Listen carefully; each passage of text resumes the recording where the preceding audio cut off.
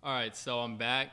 It's going to be my first video since my last year mock draft, 2024. So today we're going to get a 2020 look at my 2025 NBA mock draft, and this is about my version 8.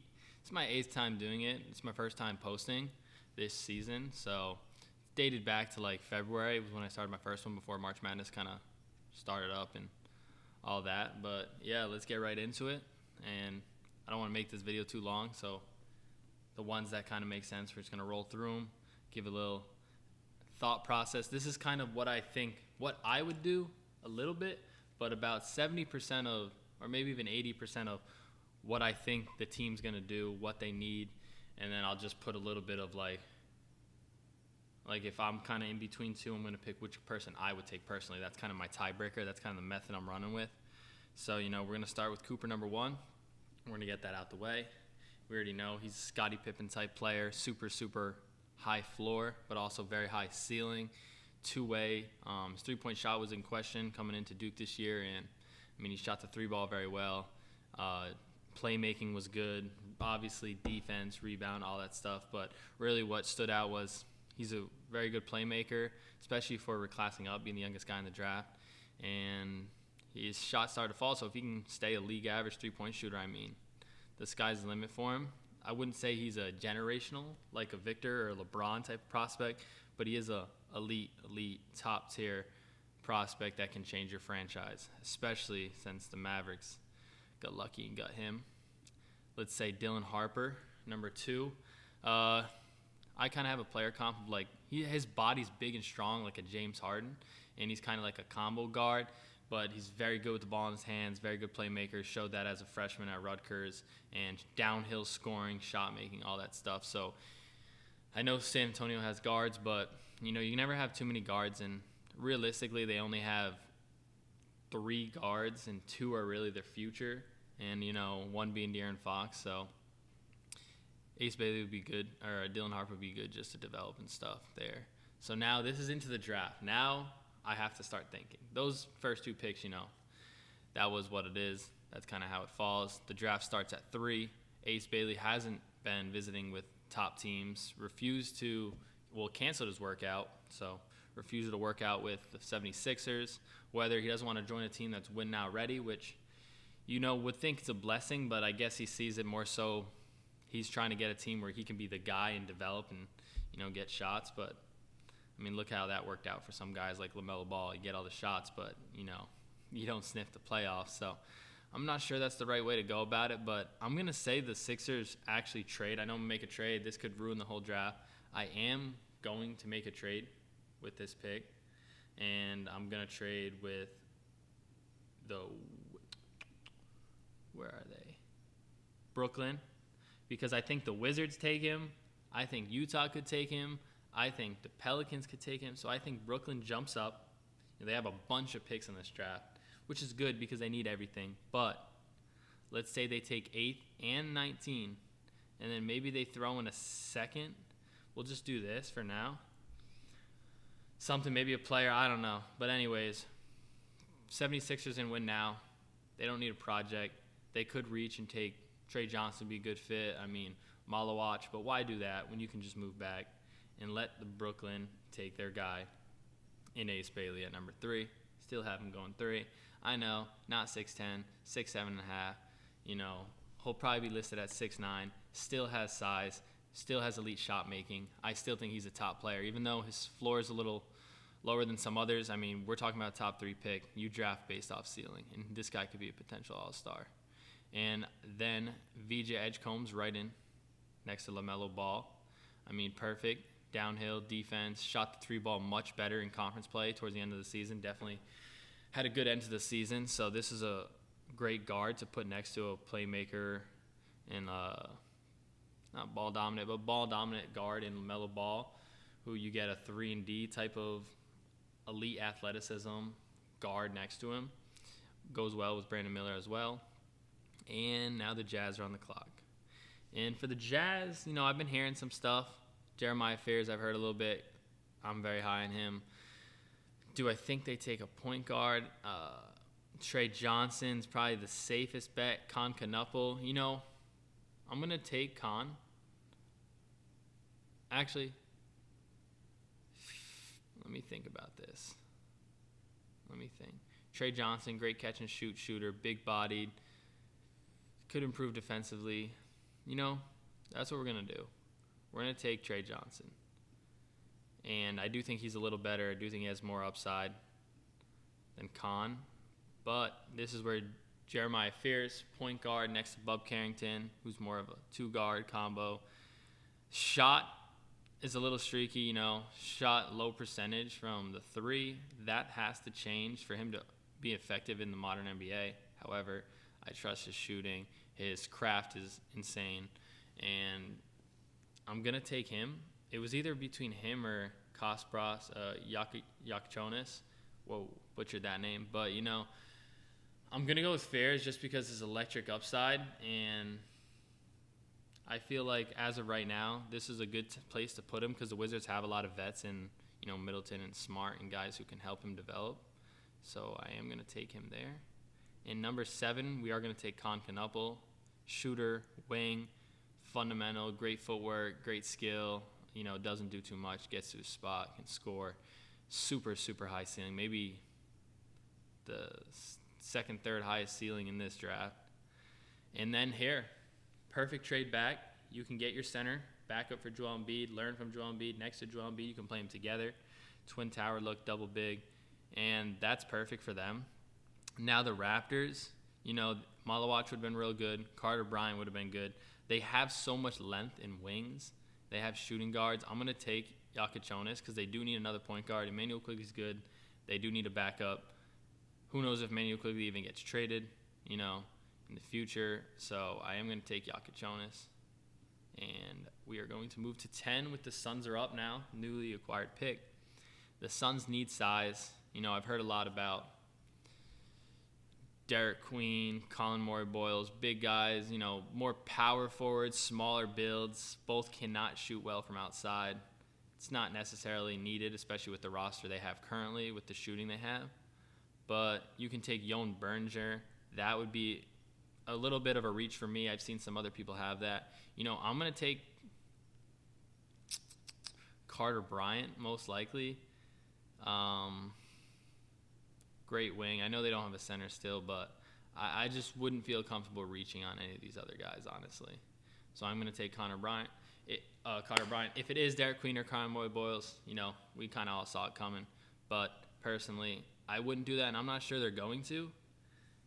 That's not quite the center they need, so we'll see. And then this would have been perfect for Carter Bryant, but instead, I think we're going to take, they have centers, a lot of depth. They're running on defense. They still need shooting, though. I don't want to go too away from shooting, but they're also a very young team. I'm going to take Noah Isingay here. I haven't mocked this yet here, but kind of how it fell today. He would be a great fit next to Kamara, on the wing. Denny as a playmaker, he could be more of a 3-and-D. Noah, it says 6'8" here. He was listed at 6'10", no shoes. So he is a 6'11", long, lanky, shoots the three ball, a little inconsistent, but, that could come around. He's the second youngest guy in the draft. He's like 5 or 6 days younger than Cooper Flagg, who is the youngest. So, they got a lot of vets he can learn from, Jeremy Grant, all that. So we're going to take him. And Derek Queen, easy pick for the Bulls, power forward, center type, playmaker out the post. Could fit well with Matas, Buzelis, and we got the Hawks. Here's where Joan Bellinger or Thomas Sorber would be great fits. Who do I think they get? I'm going to take – they're taking the upside in Joan Bellinger. He's from France. They already took Risacher. I don't know if front offices think like this, but, that would be a good bond they could form, two 18, 19-year-old guys playing together, coming up together. They still have another pick in the first round, whether they use that or trade that away. So I'm going to take Joan Bellinger just because I don't know if he'll be available with just his upside. And they do need a center with Clint Capella gone, and, it's a little question mark. So the Spurs, do they take this pick? Looking at who's left, I'm not sure. They need wings. They have a lot of guards. They could use another center next to him. They could use Thomas Sorber. I'm not going to do that. Danny Wolf would be interesting would be very interesting. I am debating on that. He would fit well with Victor.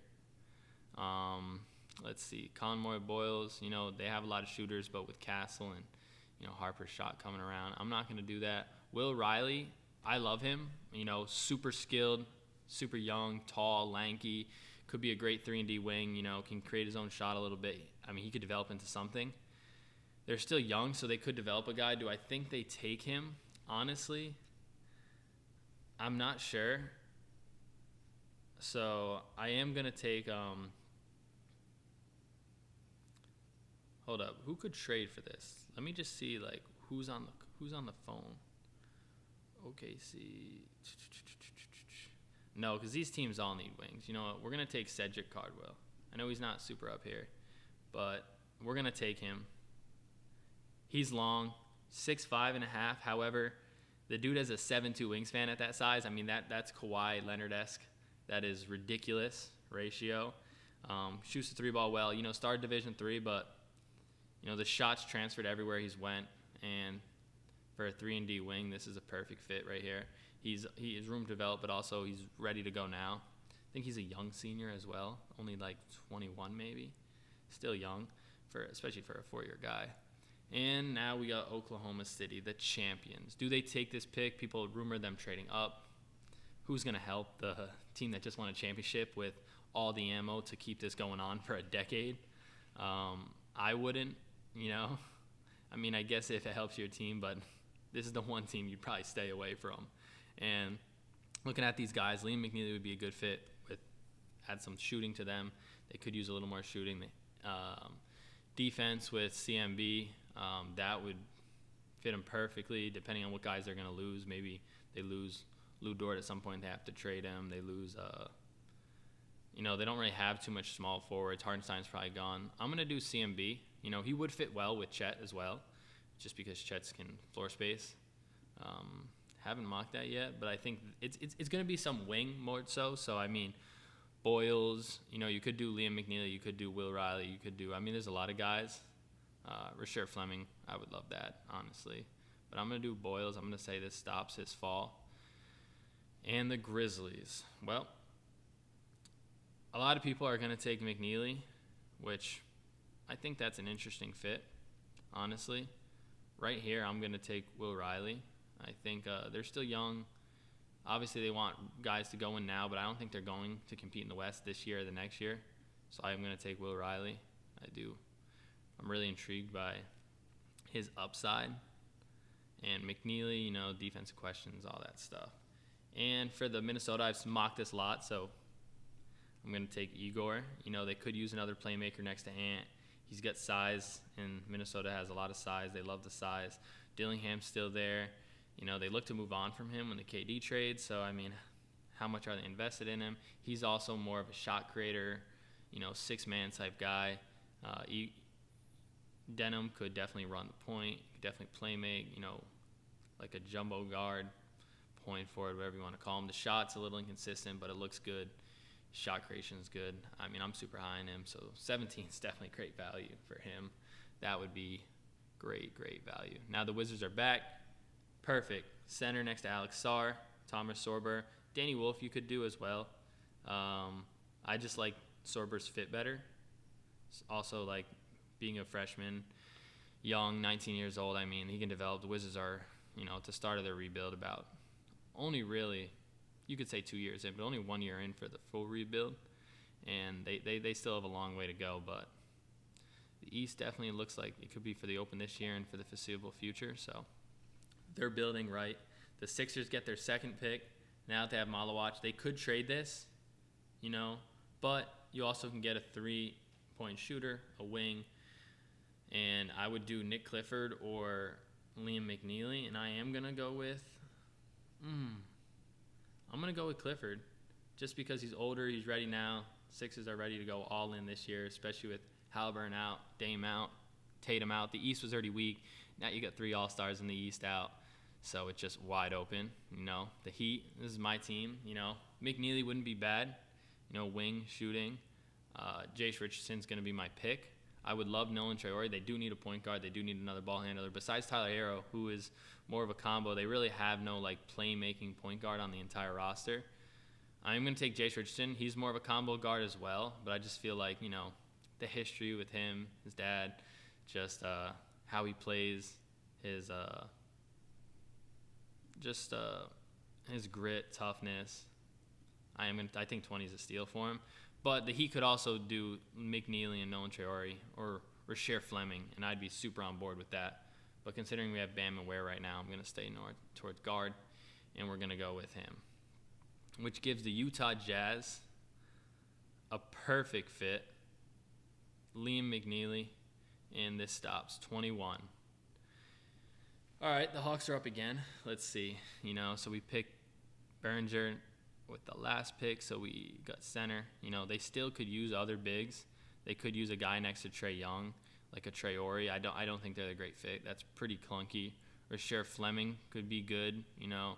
Asa Newell, great lob threat. We're gonna take. All right, we'll go with Rasheer Fleming just because you could use another big, one that can stretch the floor with Behringer because he's more of a project type guy. So there we go. Pelicans at 23, the pick they got back from the Pacers. They already took Khan. They do need a point guard. They do need someone downhill. DeJounte Murray's coming off an Achilles. I am going to take Traore. I do think this is a great fit. They already took a center last year in Misi, so I'm going to stay away from center. But a center could be a viable option at this point. But Traore stops his fall to 23, and he's going to the Pelicans. The French guard gets downhill. He kind of reminds me of a taller Dennis Schroeder, quick as lightning, fast, can play make. The shot's a little inconsistent, but he played better down the stretch, which is always promising. And I doubt the Thunder make both these picks. They can't even afford these type of guys. But, I'm going to just take Danny Wolf because they could have took him before Boyles. And that stops his fall. Unfortunately, the Nets couldn't have got him. Orlando, Walter Clayton, played at Florida. He's from Lake Wales, I think, which is right outside Orlando. So he's staying home, and they get some shooting off the bench. A replacement for Cole Anthony, type of role he's going to be playing. He's just an elite shooter. You saw him, especially in the clutch, especially down the stretch, leading a team. The defense and size and lack of playmaking, that all gets override, especially when you're in the end of the first round and you need shooting. You got an elite shot maker. And now Brooklyn's picks, they have 2 back-to-back. So I'm going to take Asa Newell, which is crazy he fell to 26. I doubt he falls this far. But, when you're doing mocks, or even in real life, someone's always going to fall because someone's going to move up. And when one person or 2 people move up, someone falls. That's just how it is. And getting him at 26 is ridiculous value. And I'm going to take from Israel, Ben Saraf. Actually played very good the other day in his game just a couple days ago in the championship for the BBL German League. So, got listed at 6'6", no shoes. So he's a big guard, streaky shooting, but good form, great passing, great feel for the game, could develop, super young. And there you go. What a pick for Brooklyn. And they get a guy from Israel. I'm sure they love that. I'm sure. And they got their guard. They got their center. They got a lot. And let's see. The Celtics just traded Holiday for Simons. Still looking to move off Porzingis. So there's a lot of guys they could get, especially with Tatum being out. You get more wings. You can always use a lot of wings. Adu Thiero, Drake Powell, Noah Prenda. A lot of guys have Cockburner going there. I still think he'll be available at 32 if they want him. So do you take one? So they have the 32nd pick. You're at 28. Do you take a guy who's not going to be available and then just go for a center after? Or do you just go for the best center here in Maxime Reynan and go for him, big, can shoot from outside, kind of like a Porzingis replacement? But then once you get to 32, I know it's only a couple picks later, who are you taking at that point? Or are you trading that pick? Because there's not really a need you need. But you could take a wing now, like a Thiero or a Noah Penda, and then move on from there. Suppose they lose Horford. He might play one more year. He is under contract if he doesn't retire. Actually, I don't even think he's under contract. Actually, I think this is his last year, so he's probably gone. Porzingis is probably gone. Daniel Gafford just signed an extension, so, man, I don't know. I'm going to take Raynown, but I don't know if they do that. I think they might go with Thiero or Penda. But since we're not doing a second round, this is just the first. I'd hate to wait, so I am just going to – and I don't know if they take that other pick. They might trade it. So – but I know at a rebuild year, it actually would be good to get 2 rookies. So anyways, the 29th pick, the Suns have their second pick. They took Carter Bryant. Wow, Raynown would have been perfect for him. Too bad I took him. That's probably why the Celtics snagged him, knowing that they'd probably take him. They could take I do think Cockburn is a little bit of a reach. Great center, defense, rim protector. Can step out a little bit, but – and they're kind of stuck with having to take him. I guess it's only pick 29, so at that point you go for fit. They do need another center, so we are going to take Cockburner, which is going to fall. Some of these guys are going to fall. A lot of people have Hugo Gonzalez going. Watch some of the film. Great defender. His shot's super inconsistent. Noah Penda, big-bodied, matured for his size. Edu Thiero. Those are kind of the 3 I'm going with. Big body wing. They could go with a backup guard. However, there's none really here. Tyrese Proctor, huge fan of. Actually, on my big board, he is at 30 in front of Hugo Gonzalez. So I'm high on him, especially his shot making last year, catch and shoot 3, defense, length, size out of Australia from Duke. So I'm going to go with, this is a killer, but I'm going to go with Edu Thiero. I almost went with Penda, but I just think they have enough shooting in Pal and Bogdan and, Kawhi, Harden. So at the moment, I'm just going to do a Thiero. Guard, lanky. He could be the future, could develop a shot, just supreme athlete. But, man, the next couple of picks, especially the Celtics at 32, Noah Penda, Drake Powell as a defender, Hugo Gonzalez as a 3-and-D guy, if he can get that three-point shot. So it'll be interesting. This is the draft right here. Cooper 1, 2, Ace 3. The Nets trade up. There could be a lot more trades. I only did 1 trade. I'm sure there's going to be, I'm going to guess right now, 3 trades at least. But, it's hard to really, you kind of mess up the draft order because if you make a trade and it's just a wrong one, now it's just, there's so many teams in different spots. And I feel like even if the Nets don't trade up, Brooklyn could either trade with, the Wizards, the Pelicans. They all have 2 picks in the first round, so we'll see. OKC is probably not making both picks, but I took guys that, are in range no matter who's picking, especially Wolf falling to 24. So that's it, and we are done, so we'll see how it goes. Maybe I make a last-minute mock a couple hours before the draft tomorrow. Maybe I don't, so we'll see. If there's a big trade going on before the draft tomorrow, I'll make one, but realistically, if they trade an hour or 2 before, or even during the draft, obviously I won't.